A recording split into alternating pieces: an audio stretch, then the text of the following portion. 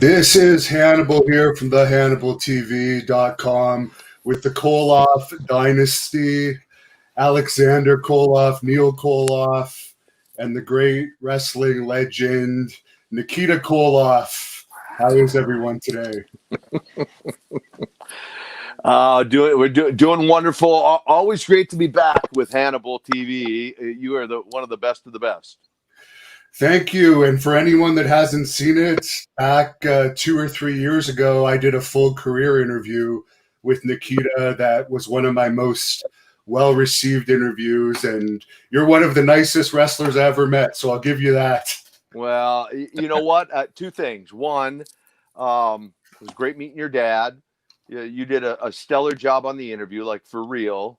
And I've done a lot of interviews, different types of interviews, and I think that was maybe 2018 we did that, maybe 2017, but either way, I still get a lot of positive comments and responses on how well you put that together. So kudos to you, my brother.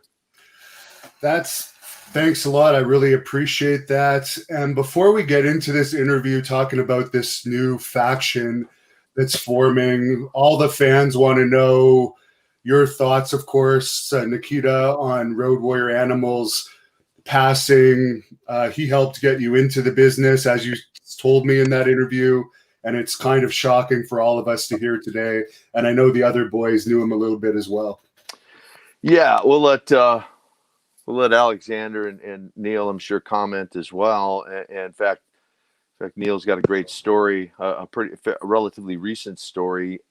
But that said, yeah, I mean, Joe and I go way back to the days I recruited him out of Irondale High School in New Brighton, Minnesota, to play college football with me, and we had incredible memories. Thinking back on those days of suiting up and playing ball together.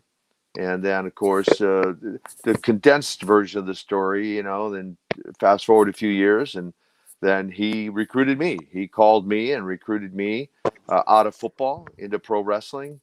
And not something I was really looking for on my radar, but lo and behold, it worked out the way it did.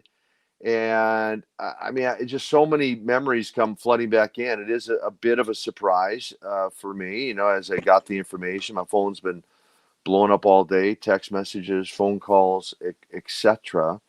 And anytime, I mean, unless you really know somebody's, struggling with health issues or something like that, something like this comes as a surprise to people, certainly, and catches people off guard. And but some of my favorite memories, riding up and down the road together with him, pre wrestling, back in those college days, hanging out in the backyard in a swimming pool with a whole group of us muscleheads, making his dad mad. Who, he'd come home from slaving at work all day and watch 20 muscleheads, floating around his pool, eating all his food. Back in our starving college days. And so that's just one of, gosh, so many memories. I don't want to take up a lot of time, but so many memories that just come flooding back. And ironically, I guess 2 weeks ago, I got a text message from his wife and said, "Hey, would you mind, his big 6-0 is coming up, his 60th birthday. Would you mind putting together a little video birthday wish to him?" And absolutely. And so I did that just 2 weeks ago, I believe it was. And to surprise him for his birthday. And then here we are, fast forward a couple weeks later, and he's passed and no longer with us. But Alexander, why don't you share a couple thoughts? And Neil, you got a great story. Yeah, I got to meet Animal a couple of years ago. That was the first. We're having a little problem hearing you, Alexander. I don't know about the other guys. Yeah, I couldn't hear either. I couldn't hear him at all. No, it's very faint. You may have to take the earbuds out. It's very faint. There you go. Yep. There you go. No, talk. Strange. No, His put the microphone- earbuds back in, bro. Yeah, his microphone is off. It shows it. Oh, muted? I think you're muted, bro. You can tell for the fans out there, wrestlers are not the most, and I'll be the first to admit, the most technologically advanced. Like, Yeah, Like, I'm sure Neil is loving this. I'm usually yeah. There you are. We can hear you. Do I hear you now? sorry. Okay, they're perfect now. Yeah, I'd met Animal a couple of times. The first time was 2 or 3 years ago at a show for Continental, and it was just really cool. One of my earliest wrestling memories was of the Road Warriors, and he was, aside from just getting him to share some of his knowledge with us and everything of things that could make us better. He was a good man, and that was my takeaway. It hit hard today because he was just a good man to be around, and I think that's a loss for everybody. Yeah, one of the earliest memories. I mean, obviously growing up in the Crockett in the Mid Atlantic Territory, and watching the Road Warriors, the Koloffs, and Dusty Rhodes and Ric Flair. But one of the memories to me of Animal that sticks out to me was last year. It was myself and Nikita. We were in I want to say it was Denton, Texas. Am I right about that? Yeah, I think so. Yep. And we were going to a show, and we were in the car with Animal and with Jax Dane, and just being able to, for me, it was a true treat because I'm sitting next to my mentor, my idol, Nikita Koloff, to my right, and then in the front seat is Road Warrior Animal, and and hearing the stories of back in the Crockett days, and back with him and Hawk going to Japan, and hearing some funny stories about Hawk, was a real true treat. And not only that, but like Joe, really helped, really helped me, like in terms of psychologically, with a lot of the things that were coming up for myself and for Alexander.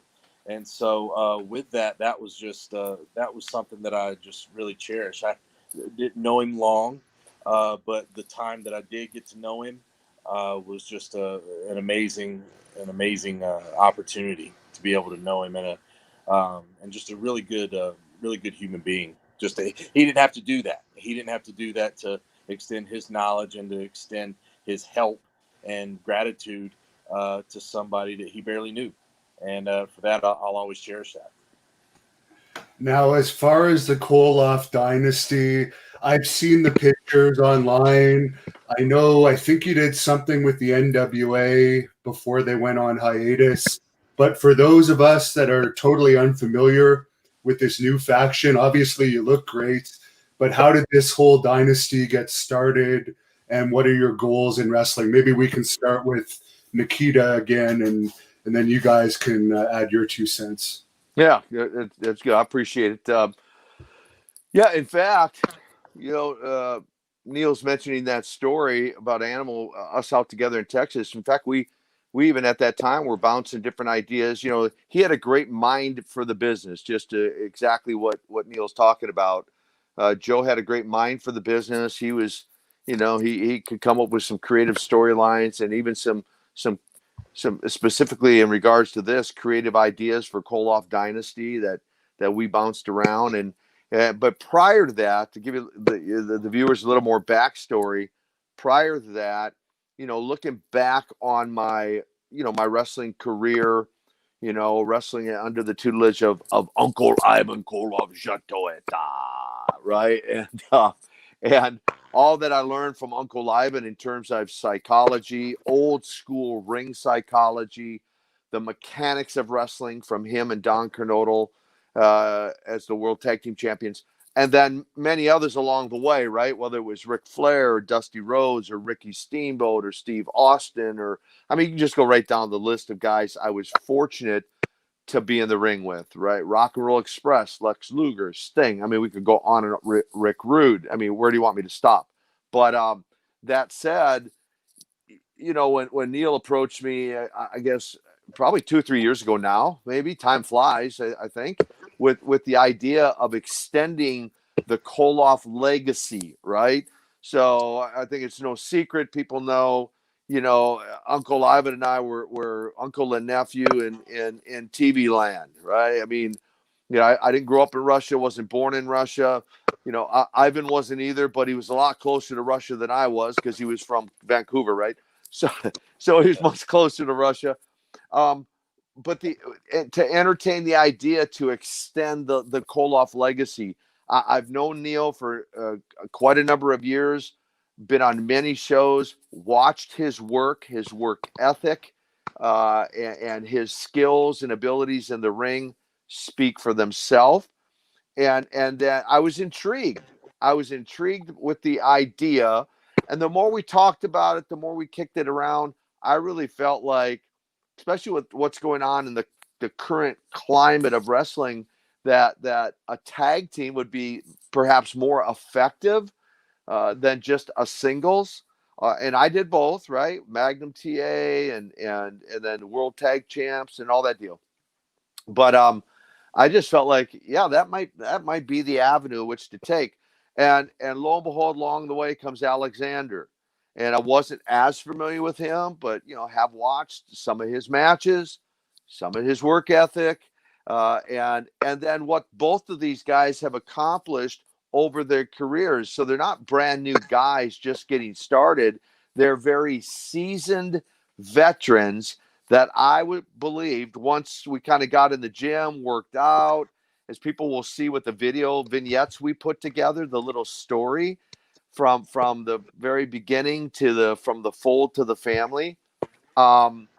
These guys once again proved themselves in the gym working out. They've proven themselves in the ring working out, and then culminating with an appearance NWA Power Circle Squared last December in Atlanta, and where they were able to kind of debut their talents together.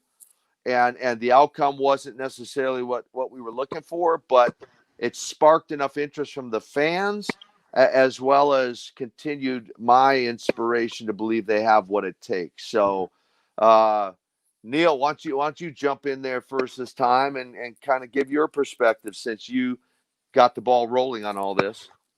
Yeah, knowing Nikita as long as I have for, gosh, like 10 plus years, I think it seems. And like he said, just being on the same shows, I just noticed that, like he said, the landscape of wrestling needed something. It needed that spark.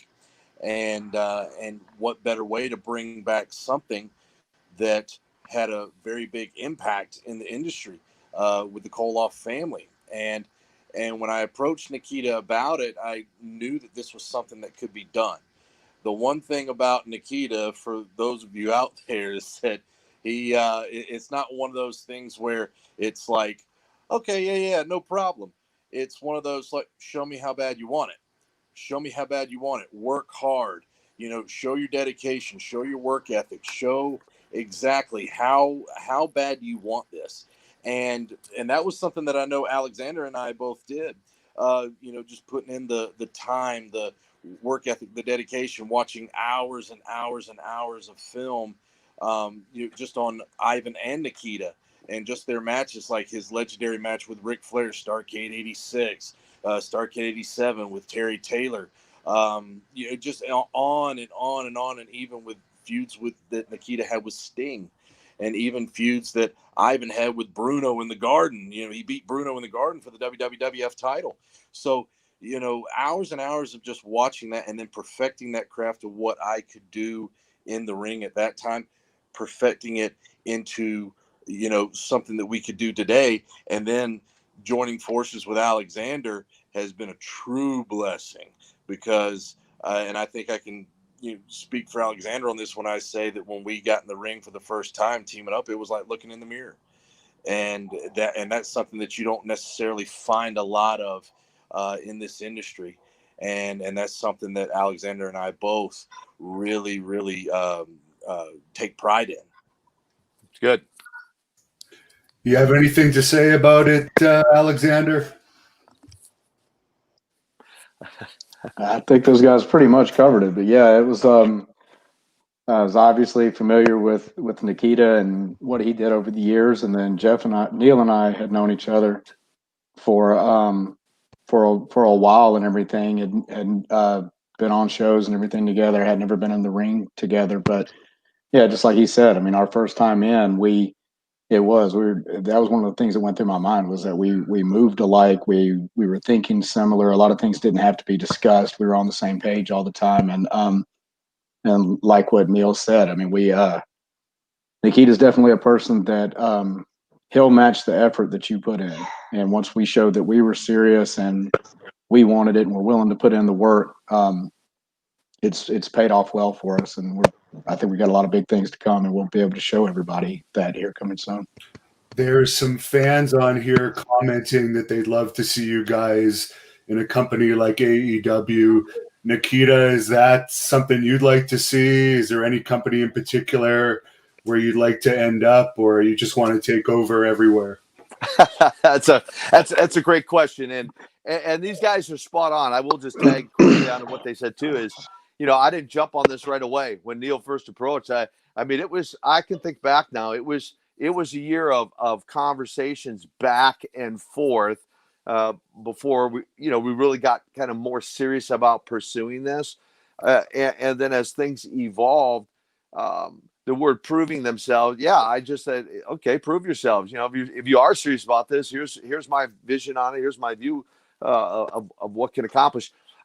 There are some obvious natural storylines out there. I mean, I think these guys will again be a formidable opponent to any tag team in the current industry. Like for real, they as I said, it's of course, we opened up talking about Road Warrior Animal, right? And when you think back on the legendary tag team of the Legion of Doom and the Road Warriors, I mean, those two guys are in my view, the pinnacle of tag team, and held every major title around the world, and it's very uncommon, as Neil said, or unusual that two guys can sustain themselves that long and work that well together. And I believe these two guys have that ability. So whether it's Impact or AEW or Ring of Honor or Major League, whatever it is, whatever league, or on the independent circuit, these guys are going to prove themselves a formidable team. And there are some natural storylines out there. I mean, obviously, Dusty Rhodes and I held won the Jim Crockett Cup Tag Team Tournament together. We were the superpowers. I mean, so there was, we were a natural tag team. So there were some things we did together. I mean, the NWA. There's lots of history with the NWA, and so I say all that to say wherever they would perhaps end up, and again, I've said to them, hey, prove yourselves, get yourself booked in matches wherever they are, and prove yourselves as a formidable tag team to where some organization is going to say, we want these guys. We're not looking for somebody just to open up their checkbook and give us and throw a contract our way. I want these two guys to prove themselves and to show the industry they have what it takes as a tag team. Yeah, Just to jump in real quick. Couple of people were commenting about Gallows and Anderson would be a great battle. Well, you got an opportunity to see that this Saturday night in Jackson, Georgia. We'll be in a match against the Good Brothers for an Impact Plus taping in Jackson for Lariato Pro. And someone also mentioned PCW Ultra based out of LA. Dan Masters. Yeah, Dan Masters, the ring announcer for PCW Ultra, said that. We lost our host. They have War Beast. Let me say this while we're waiting for him to come back. Here's the other thing I'll chime in on too for the viewers out there. Keep in mind, these guys, we all speak pretty good English, the three of us. I even spoke pretty good English too, just for the record. But it's in today's world, it's all about telling a story. As you fans are very educated and very understanding and know that, and that's what we're trying to do here is tell a story, of it's. I'm reminded of a guy named Mean Mark Callis. All right, Neil Alexander. Who was he? Oh, the Undertaker. The Undertaker. I'm thinking of a guy named Mick Foley. Who'd he wrestle as? Cactus Jack. Cactus Jack, Mankind. So just understand, those of you watching, watching this today, and whoever might watch a replay or whatever, just keep in mind that we're building a story here, and from the Koloff legacy comes the Koloff Dynasty, and so that's.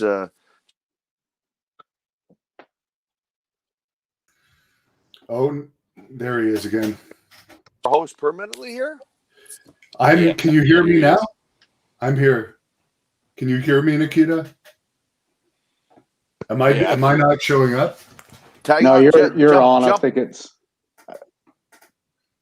Huh? Okay, I think we got everybody now. Yeah, I can hear everybody just fine. Okay, I'll let you continue on. I think we just lost Nikita for a couple seconds. Okay. What'd you miss out on? I mean, because the three of us were here, we lost you, or at least I lost you. Well, there's a fan question I'll bring up here. There was a fan that mentioned he was live when you were in the War Games tour teaming with Dusty and the Road Warriors against the Four Horsemen. Nikita, any memories of that? Yeah, especially the original one. I mean, nobody knew what to expect. It was a brand new creative. Dusty was a creative genius, and nobody knew what to expect. And so, I guess that what comes back to memory quickly is the electricity, the atmosphere in the arena that night, and just the buildup. The buildup leading up to it, and then the anticipation of it, and then the night of it, the back and forth buildup to when all five of us eventually would get in the ring. But the story we told that night, flip-flopping back and forth, the 2-on-1 advantage led for, I think, a very memorable match for the fan, a very legendary match, and set a benchmark for organizations and others to try to follow. And as far as some of the great matches you guys have had so far as a faction, is there any that stand out or any that people could search up on the internet? Yeah, the one match that we had on NWA Circle Square with Luke and PJ Hawks, that was a memorable one just because we got to showcase our talent there on NWA, and really just, Luke and PJ. I mean, Luke's been around for a while, but at the same time, like actually being in the ring with PJ, who PJ is a very decorated amateur wrestler. And actually being in there with him and getting to, kind of roll around with him just a little bit, it really was unique. It really was unique, and it gave us an opportunity to get our feet wet, on a huge platform like that. I see. And as far as people that want to book you, is there a specific website or email address if there's an independent promoter out there that wants to search you guys up and book you for an event? Yeah, you can hit up either one of us. I'm on Facebook at facebook.com/Jeff Lewis Neal, on Twitter at Jeff Lewis Neal, but you can search Neil Koloff and it'll pop up on Facebook and Twitter, and also on Instagram at Neil Koloff. And Alexander, you want to go with that? Yeah, at Alexander Koloff, spelled with a K and an S, on Twitter, Alexander Koloff on Instagram, and Alexander Koloff on Facebook. Hit up either one of us and we'll get back to you pretty quick. Now, do you all do the Russian accents when you're back out there? Because there's a lot of fans commenting still that it's unusual to hear Nikita without the Russian accent. Well, these two guys were the only ones hearing that story, I guess. So just very briefly. So here's here's the deal. I was saying that all three of us are speaking a pretty good accent. Even you with that Canadian accent, just so you know, speaking is pretty good. But and Ivan spoke some pretty good English. So here's the deal. We're not, we're not, pretending to be one thing and then being something else. What I mean by that is what I said earlier. If it didn't broadcast was, who knows who Mean Mark Callis was? Who was he? The Undertaker. Yeah. The Undertaker. Who was Mick Foley? Cactus Jack. Mankind. I mean, so it's not. Who was the Repo Man? Barry Darso. Oh, Barry Darso. Or Crusher Khrushchev. Crusher Khrushchev, right? And so the point being, we're just building a story here of extending the Koloff legacy into a dynasty. So not necessarily trying to pretend to be one person and while being someone else. What's most important to me and these guys in agreeing to be a part of the dynasty is just to extend the Koloff name. And as part of that character, we're going to be who we are at this point, but bring an incredible talent, incredible display of talent and opportunity to whatever organization might be interested in having us. And who knows, I may just have a flashback, Jatoita, and put the name out there. I'm just saying, you know what I'm talking about? There, that's for your viewers out there. There's a few of them that said they want to see the Russian sickle from you again. Well, you never know. Now, these two guys are perfecting the sickle. So even if they never saw it from me again, these two guys are perfecting it. But that's not to say you never can tell what's going to happen at a wrestling match, right? So that's right. Very true. And you all look like you're power lifters. What are some of your lifts in the gym? We'll start with Neil, I guess. I've mainly been doing a lot of CrossFit lifts.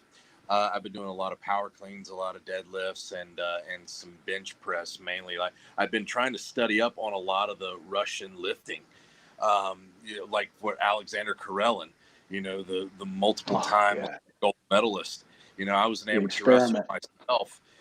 Growing up here in South Carolina, I was a 2-time South Carolina State Wrestling Champion. I was a NCAA Division II wrestling qualifier. So being involved in the amateur wrestling field, obviously knowing about, in my opinion, the greatest of all time, a lot of people say Dan Gable is. And Dan Gable, tremendous athlete. But, let's face it, he didn't go anywhere past Alexander Karelin in the career. Once he won his Olympic gold medal, he stopped. He got into coaching, and then he took his legacy, to the next level with the University of Iowa. And so with Alexander Karelin, I started studying up on a lot of his workout routines.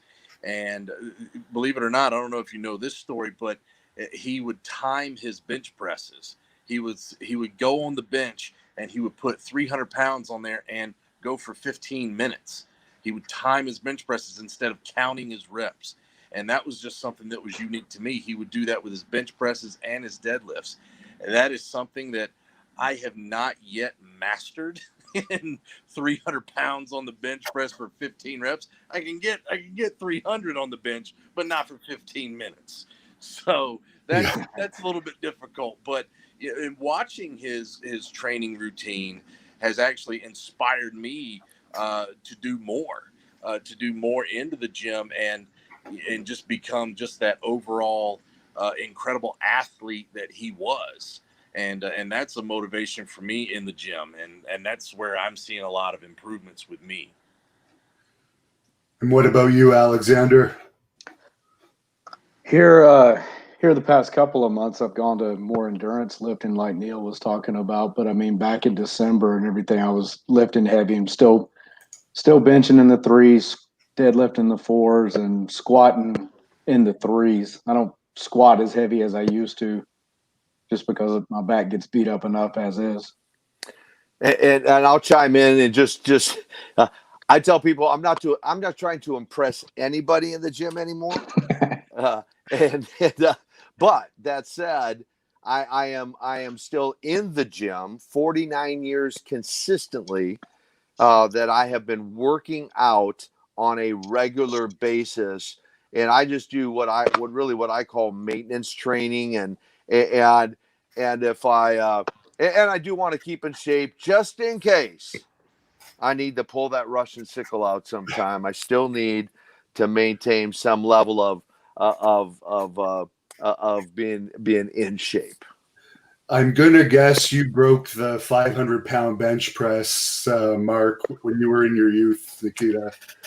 I did not, and I get asked that a lot. I mean, I was if I was going to brag on any lifts, I remember back in 9th grade. I can remember back that far. I was squatting over 500 back in like for reps. Like, I mean, legs was my thing. Bench was never my strong thing. I can remember like vividly doing leg extensions with over 300 pounds for reps back in those days, and in what we call junior high school, and that was just my thing. And then the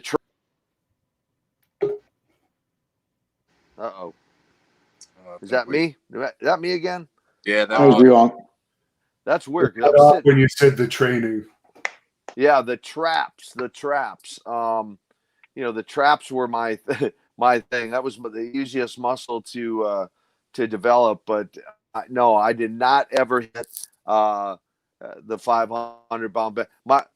The excuse I use is my arms were too long, too much, not enough leverage. Was there anything special you did for traps, or just really heavy shrugs? Dude, I did. It was crazy. Now, some people might find this hard to believe, but it was like real. I mean, I did everything from shrugs with dumbbells to. I mean, I worked shrugs like some people would work biceps, right? Or work their legs or whatever. I can remember. Now, I used to put straps on my wrist to be able to hold the bar, but with no exaggeration, back in the college days, I would do shrugs for reps with 800-900 pounds in a power rack for rep for real. And I loved it. And for whatever, it was natural. It was just a natural deal. It's crazy. Walter is asking you. Oh, sorry. What were you saying? Are you getting there? I'm getting there. Don't worry. I'm getting there. Progress, not perfection, but progress. Absolutely. You got a question? Yeah, Walter has a question. He was wondering, Nikita, if you have any memories from WCW of working with Sting and Lex Luger. Yeah, I mean, I think back to, my return when I presented Lex with new U.S. belt upside his head in Phoenix, Arizona. That led into a feud with him, and then when we made the decision to go after Sting, they were wrestling in St. Petersburg and in a tag against the Steiners, and I went after Lex, and he ducked and nailed Sting, and we fought all the way out into the parking lot. And then ultimately my appeal to Sting. Are we good, guys? I can hear you. We've lost Alexander, but I'm sure he'll pop back. Okay, this whole technology thing is crazy. And then ultimately my appeal to Sting, for him to kind of end my career on a positive note as a partner with Sting and walk away from wrestling. So lots of memories for sure. There's another fan, Eric, asking if you have any memories, Nikita, of wrestling at the Shrine Mosque in Springfield. In Springfield? Yes. So not the Jaffa Mosque? No, that's in Altoona.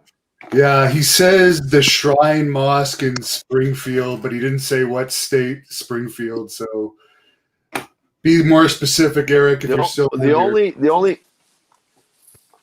okay, because the only one I'm at the Jaffa Mosque in Altoona, Pennsylvania, against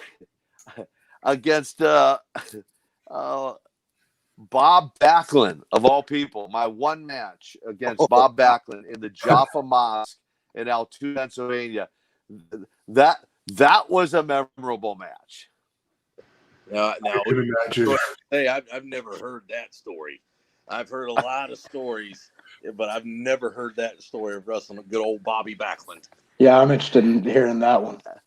It was just and it was hilarious because the whole Russian thing going on, and so somehow he found an army helmet, and he kind of looks like Howdy Doody, right? I mean, if you kind of think of Howdy Doody with an army helmet and coming out in fatigues, that's basically how he donned the ring that night. And I don't know if he borrowed it from Sergeant Slaughter or where he got it, but I mean, it was hard to keep a straight face, which I was able to usually do pretty well. But that was difficult. That was challenging that night to keep a straight face against the legendary Bob Backlund. We had a decent match. I don't remember the final outcome, but the people loved it because obviously we played off the whole USA deal, and so. Yeah, I mean, as far as all the details, that was the most vivid memory, was him coming out in that army helmet and in his fatigues. So Now, I know Nikita was a bouncer. You guys look like you probably may have done some bouncing in your lives, but Hellraiser is asking if any of you guys have bouncing stories. I do. I did some bouncing. I want to say the last time I bounced was last year, and I don't even think I told Uncle this story, but I was bouncing at a dance club here in Greenville, South Carolina, and things just got a little bit out of hand towards the end of the night, and so one of the guys decided he wanted to try and throw a shot, and I pretty much remember the stories you used to tell us, Unc, with you and Animal and Hawk, where there was a tripwire outside and you make them do the couple of flips over. Well, we had something similar, but the thing was with me, I just ended up tossing the guy over. And once he took the tumble over and the cops got him, I started reminiscing back. I was like, Uncle Nikita would be proud right now. Well, proud in one sense, but I think if you recall, I think they've given you some fatherly advice, or you might say uncle nephew advice, and said, "Dude, you need to get out of that profession." Oh yeah, I got out. I got out quickly.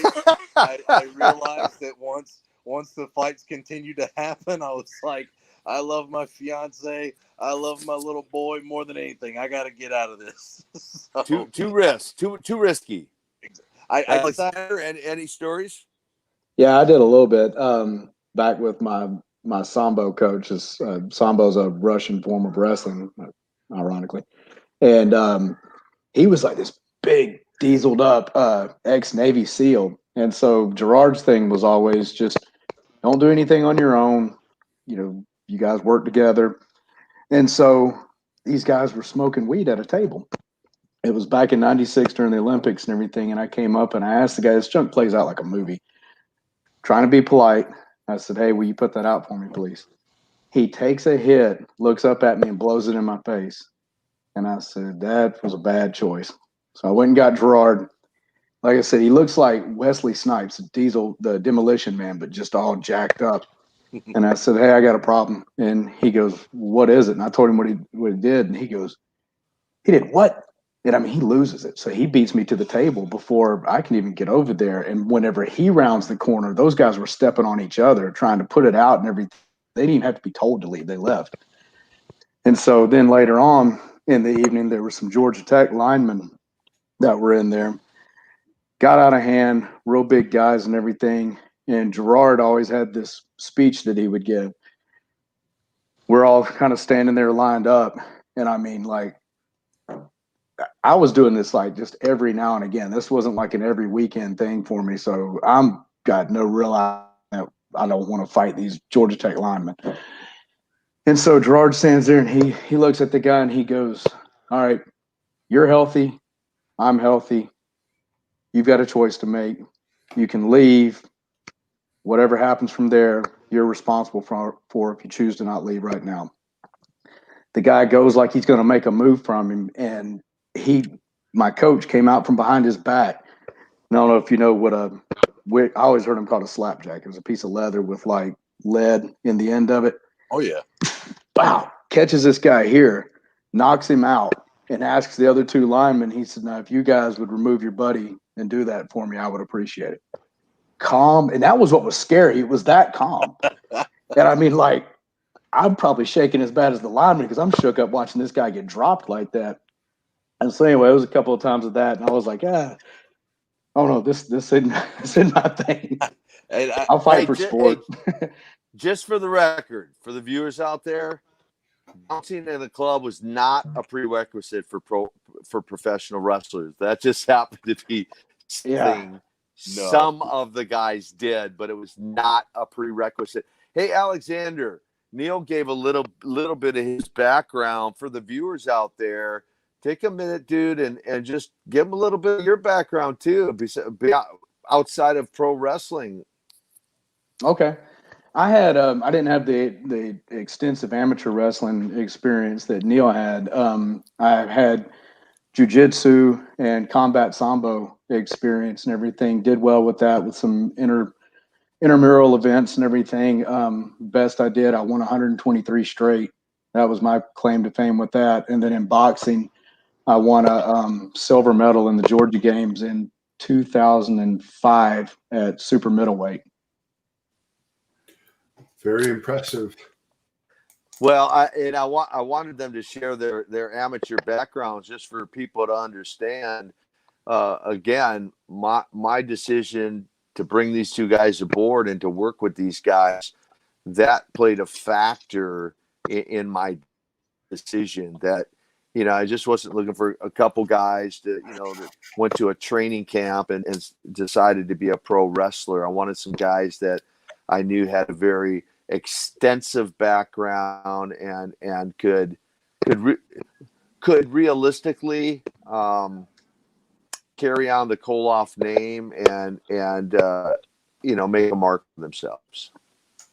If I can go back real quick on the thing we were talking about earlier with the Russian accent, that was one of the things that, whenever people have asked Neil and I about that even before Uncle said it there, that, we're not trying to be Russian. We're carrying on, and that's been a big honor for us. And it was a lot of hard work to get to that point for Nikita and for Ivan's widow to allow us to carry the Koloff name. And it's been a big honor for us and a thing that we've taken seriously and hope to live up to what the name is, the Koloff Dynasty, and create a dynasty and carry that name forward.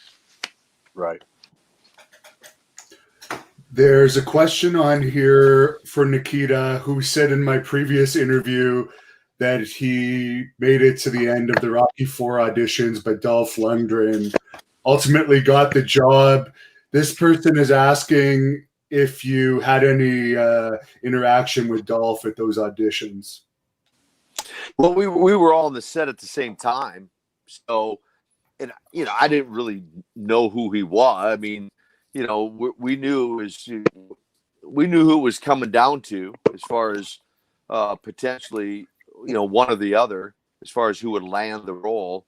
And so any conversations I had with him were brief, very brief. Again, nobody knew who he was, because he was like, he had never been in a movie before himself, and was just, at that point, it was a kickboxer, right? So I had more conversation with Stallone than I did with Lundgren. And there's another fan on here asking if you remember Nikita, Superclash 1985, Comiskey Park in Chicago. You were up against Dick the Bruiser, the Crusher, Barrett Vodrashki. Sounds like quite a match. I gotta say, like, before Uncle answers that question, like, I actually watched that yesterday. I was, again, soaking up, my brain with just how Ivan, Nikita, Crusher, Khrushchev, how everybody just worked together as a real huge cohesive unit, and that match popped up, and I loved it. I loved watching it. So somebody's asking me if I remember that match. Is that what they're asking? Yeah, any particular memories? Because there's a lot of legends in that match by the sounds of it. Yeah, let's just say I'll never forget that match. That's not, how about that's a better way to say it. Okay? like for real. So I'll condense this down as much as I can. So again, I didn't grow up dreaming of being a pro wrestler. The door of opportunity opened up. I became one. So, but on that note, I didn't know half the guys I met those first couple of years. I had no clue, really, and honestly, how legendary. You're right. There were some legendary guys in that match, and on that particular night, we went to the ring first. Obviously, the whole USA booing deal, whole deal. These three guys come out. And the crowd, I mean, goes absolutely crazy. And now in my mind, please just hear me here. I'm 285, right? I'm as green as you get. I'm jacked up, right? And ready to rip somebody's head off. And out walk these three guys. And I'm looking at, and again, and I don't mean this in the wrong way. I honestly don't, but it's just a part of the story. I mean, I'm thinking, did they drink their Geritol before they came out? Right? I mean, for real, like, and I didn't even know who Dick the Bruiser was, how legendary he was. Well, all that to say, we end up in a six-way in the ring, and I end up with Dick the Bruiser in the corner, and this is how I remember it. Like I said, I don't think I'll ever forget it. And he's got me in the corner, and he's throwing these punches. But that's not enough. He's putting sound effects to him. So every punch he throws, he's like, rat-a-tat-tat, rat-a-tat-tat. It's like the Rock'em Sock'em robot. Rat-a-tat-tat. And in my mind, I'm like, rat-a-tat-tat. I'm like, how do I sell this? And, I'm like, I'm 285. This old man can't fight his way out of a paper bag. That's a wet sack, Anyway, all that said, I just felt like I shoved him aside, went over to Uncle Ivan. Uncle Ivan, I'm going to kill that old man if you don't get him, right? Come to find out just how legendary he was. And I still run into people who remember Dick the Bruiser from Indiana.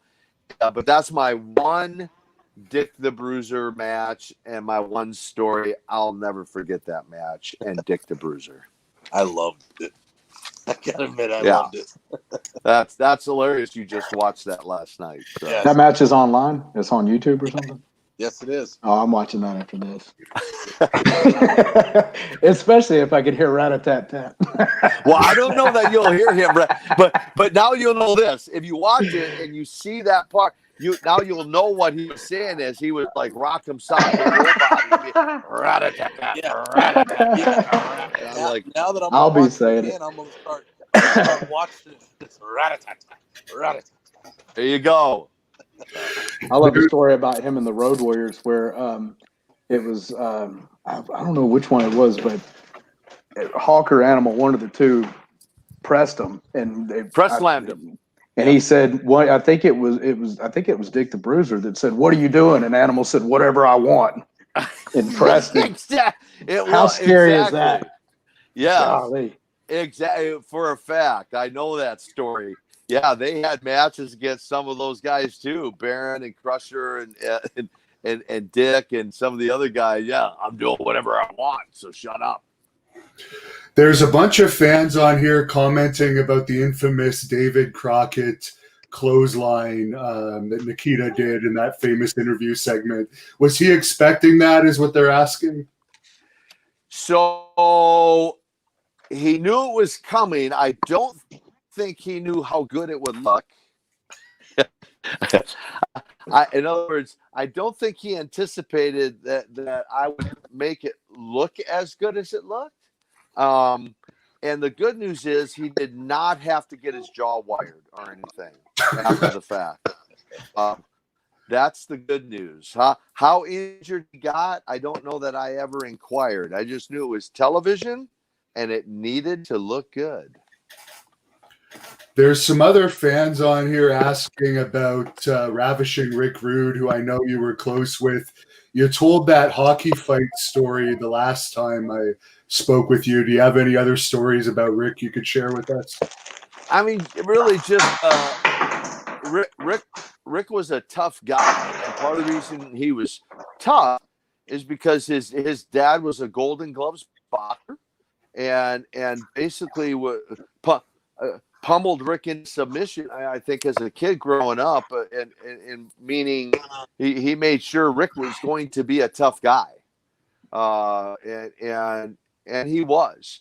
And a good athlete. I mean, you know, we played high school football together. He headed off to. He never, like Henning and Animal, you know, didn't finish a college football career, but they started a college football career. But you know, Rick was absolutely incredible to work with inside the ring. You know, nothing but first class and inside the ring, and I know loved his family, and so yeah, those are some thoughts on Rick. He was so good.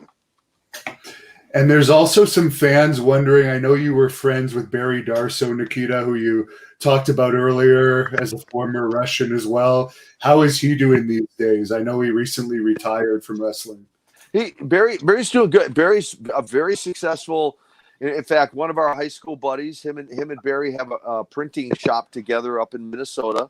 And I don't know if Barry has yet to thank me, but you know, us bringing him to the Carolinas where he met his lovely wife Teresa from Gastonia, North Carolina. I'm still waiting for him to thank me for making, you know, for that introduction. Kind of tongue in cheek, but he's got a very, very successful printing business up there with an old high school chum. So Barry's doing really, really well. And for Neil and Alexander, is there any match of Nikita's that stand out to you that really made you guys fans of his when you were younger? The ones against Magnum were my favorite. I mean, those are, and I seems like I tell this story every time. One of these days, I'm going to jog Uncle's memory, and he's going to remember this for me and make my whole year. One of my best wrestling memories, where I think it was in the best of 7 or it was leading up to the best of 7. Nikita and Magnum are going back and forth. Nikita had the U.S. title on. Magnum gives him the belly to belly, and the plate blew off the belt. I hope someone in wrestling remembers this other than me. Because at that time, that moment in time, you could not tell me that Magnum TA's belly to belly was not the biggest thing in wrestling. My brother and I would argue about it and everything else. I'm like, it just blew the U.S. title off of Nikita Koloff. We're not arguing about this anymore. But those matches were great. And I mean, they were physical. You believed in that, you know, there was 2 guys fighting for one of the biggest prizes in the world, and they were magical. That's some of my favorite matches still. Yeah. You know, for me, I mean, I remember, you know, the matches with Ivan and Nikita against the Rock and Roll Express, with Nature Boy Ric Flair, and I was always a fan of Nikita, but one match that really sticks out in my mind, and it was surreal later on in life, was his Starrcade 87 match with Terry Taylor. The reason for it, I mean, it was the TV title unification, with the NWA television title and the UWF television title. And Terry Taylor doesn't get enough credit for, you know, how good he really is as well. Mm-hmm. And I just really enjoyed that match so much, to where it really showcased not just Terry on what he could do in the ring, but also Uncle Nikita. It showed, you know, just how good he really is as well. And it was just a very good match to watch. But it was so surreal that once Nikita beat Terry and unified the championships, years later, Nikita and I go and we meet up for coffee, and, you know, just chit chatting, you know, just nothing, you know, just nothing about business or anything, just chit chatting, just catching up. And Nikita goes, "Hey, I got something to show you." And he goes to the car and he pulls out the UWF television title that he won at Starrcade 87 that he still has. And I'm sitting there holding that chain. You've got to be kidding me. Like, this is just the most amazing thing I've ever seen. And that to me was just a true treat. A couple. Let me chime in a couple comments there. A couple thoughts forward, and I don't know how much time we have left here, but um, and so on both those comments, certainly with Magnum, incredible memories, the best of say. It's the most talked about when I go out and do legend signings and autograph signings, all these different places. Most talked about, number one, best of 7 against Magnum TA. Terry Taylor, one of the most underrated guys in the wrestling business. Incredible mind for the business, psychology, great work ethic inside the ring. Very underrated. Don't Not sure why Terry agreed to do the Red Rooster, but I guess everybody's got to make a living, right? But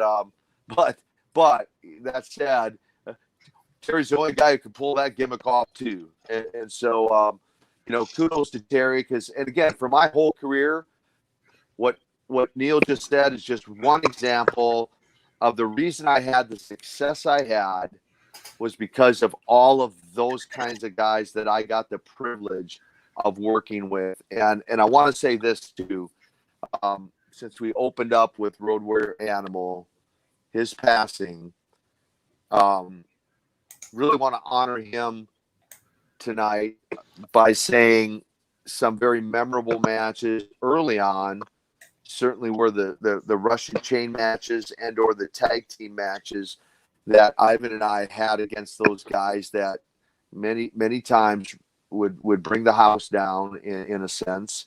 In other words, the fans just really loved it. And then later on, the Superpowers and the Road Warriors tagging up in any combination. We lose our host again, or is that me? No, you're good. Keep going. You're good. I'm still here. Is so the Superpowers and the Road Warriors tagging up in any combination against the Four Horsemen were also an incredible memory as well. So, for real. Is there any Road Warrior match that stands out to you of all the matches you had, either teaming with them or going up against them? Say the first part again. Is there any Road Warrior match that you've had in your career that stands out to you as like a very special match, either teaming with them or going up against them? Well, I think, I mean, there's so many memories, but with one we already addressed, that was the very first ever War Games that we were all involved in, was incredibly memorable. And hey, let me say one other thing too, just while it's in my brain, because my brain just kind of works, right? For all our viewers out there, I know these guys talked about where to find them or how to connect with them, and I didn't mention, but you'll find me pretty regular on Instagram and Twitter. Kid Koloff with the number 1 behind it. I do have a Facebook presence. And last weekend, I launched a brand new radio show and podcast called It's Time to Man Up. So I want to encourage your viewers out there to go find that on iTunes and Spotify and the different platforms and subscribe to that. We're going to have some incredible, in fact, coming up very soon, we're going to have an interview with Lex Luger. Jackson Riker of WWE interviewed him for the show, and many other incredible interviews that we'll have on It's Time to Man Up. So go find that guy, all you incredible fans out there, and subscribe to that and spread the word on that new podcast and radio show. And where else can we find you guys to remind the fans as we start to wrap this up here? Alexander, you want to go ahead first? Yeah, on Twitter, I'm at Alexander Koloff, spelled with a K and an S, not an X. At Alexander Koloff on Instagram and Alexander Koloff on Facebook. Yeah, on Facebook, you can type in Neil Koloff, lead directly to mine. It's Jeff Lewis Neil. On Twitter, it's at Jeff Lewis Neil. You can still type in Neil Koloff. It'll take you right to it. And on Instagram, it's at Neil Koloff.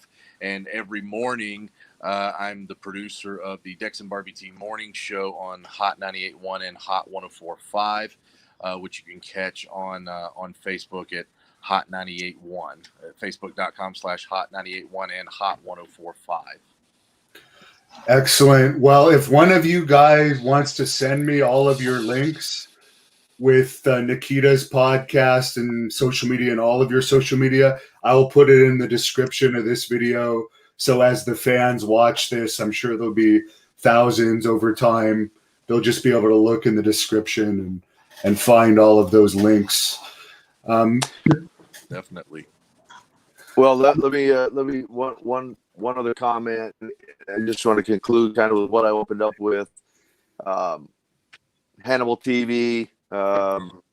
You have a great following because of putting out a great product, and so very appreciative of you giving us the opportunity to tell a little bit about our story and why we want to carry on the Koloff name, and these two guys keep your eyes open, because I do believe that somewhere some organizations going to give these guys a shot, and they're going to prove themselves and really showcase their talent and be able to win put a few belts around their own waist as well.